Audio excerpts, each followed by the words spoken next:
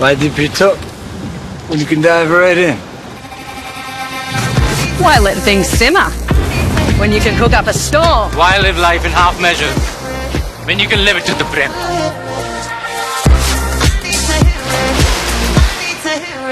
గత ప్రభుత్వం అయితే అభివృద్ధి విషయంలో కేవలం రంగుల పేపర్లు మాత్రమే చూపించిందని, కానీ అసలైన అభివృద్ధి మాత్రం రేవంత్ సర్కారే చేస్తుందని అంటున్నారు ఆది శ్రీనివాస్. గత ప్రభుత్వం రంగుల బ్రోచర్లు చూపిస్తే తమ ప్రభుత్వం క్షేత్ర స్థాయిలో పనులు చేస్తోందన్నారు ప్రభుత్వ విప్ ఆది శ్రీనివాస్. వేములవాడ అభివృద్ధి కూడా తమతోనే సాధ్యమన్నారు. తన నియోజకవర్గంలో ఉన్న రాజన్న ఆలయ అభివృద్ధి, నేతన్నలను ఆదుకునే కార్యక్రమాలను సీఎం రేవంత్ నేతృత్వంలోని తమ ప్రభుత్వమే చేస్తుందన్నారు. వేములవాడ రాజన్న ఆలయ అభివృద్ధికి గత ప్రభుత్వం ఏటా 100 కోట్లు ఇస్తా అని బాగా గుర్తు నాకు.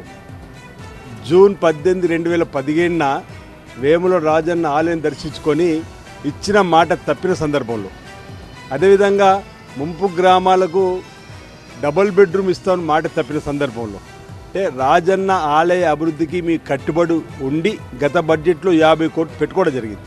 ఆ 50 కోట్లతో మొదటి దశలో పనులు చేయాలనుకున్న దానికి 76 కోట్ల రూపాయలు అవసరం పడుతుంది అనగానే గౌరవ ముఖ్యమంత్రి పరిపాలన మంజూరు 76 కోట్లకు ఇవ్వడం జరిగింది.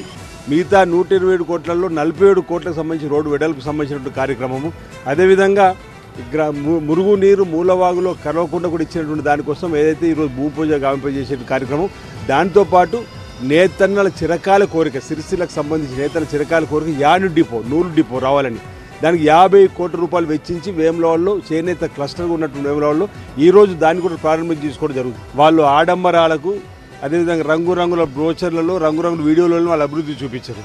మేము క్షేత్ర స్థాయిలో అభివృద్ధిని చూపించాలనుకుంటున్నాం. రాజన్న చెంతకు వచ్చే భక్తులకు శీఘ్రంగా దర్శనం కల్పించడము, ఎలాంటి ఇబ్బంది లేకుండా త్వరితగతిన దర్శనం చేసుకుని స్వామివారి ఆశీస్సులు తీసుకుని పోయే విధంగా ఏర్పాట్లు చేసినాం. వాటి నమూనా కూడా మేము మొన్నటి రోజు దేవాదాయ శాఖ మార్చులు చాంబర్ జరిగిన సమస్యలకు విడుదల చేయడం జరిగింది.